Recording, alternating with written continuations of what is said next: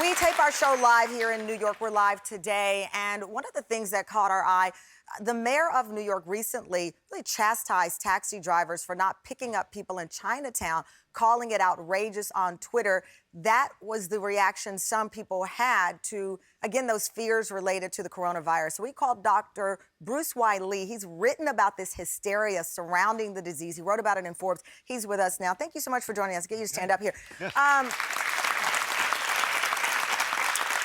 I had someone tell me they got in a taxi yesterday, that the driver did not want to take them to Chinatown. We know that there are posts on social media around the country where Chinese people have been targeted. How do you describe this hysteria? Yeah, so we're seeing a lot of these types of events occur. For instance, Uber drivers, Lyft drivers not wanting to pick up people who have Asian-sounding names or have Asian appearances. There was actually, for instance, a 16-year-old who was bullied and attacked, and he actually had to end up in the emergency room and get an MRI because he was beaten so badly. And that's because they just suspected he had coronavirus, not because he was coughing and not because he had any symptoms. He just had East Asian appearance. So if you look at that, and also you look at social media, there's all these memes that are floating around, and you see people talking about, not eating Asian food or not going to Asian businesses, and then people talking about, how this, you want to avoid Asian people in general. And this is all East Asian people, so not just people from Wuhan, China, but people of Chinese descent. And also people don't really distinguish. So it's like one big blob. Like they're saying, oh, okay, you're Japanese descent, Korean descent, or if you're Asian American and you're just, you're born in this country, you've never been to Wuhan, China, and can't even pronounce Wuhan, China, you're still facing a lot of these problems. And also we're seeing the reaction on the stock market. It's Yes. also affecting companies like Apple, Exactly, yeah. who have factories in China. Yeah. Mm-hmm.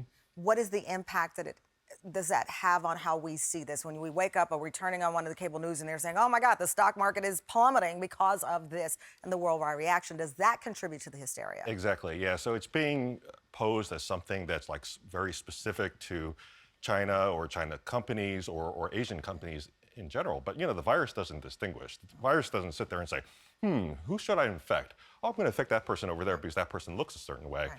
That's not the case. It's just contact. So if you think about it, people of East Asian descent and Asian businesses, there's like so many around the world. This is only a very, very small percentage of people in a specific location where this got started. And then it's by contact. So whoever. Are you stunned by some of the hysteria? Because there was even an article about whether or not this was a biological agent that was directed at people. Yes. There's all kinds of conspiracy theories there, like this is an intentional agent, et cetera.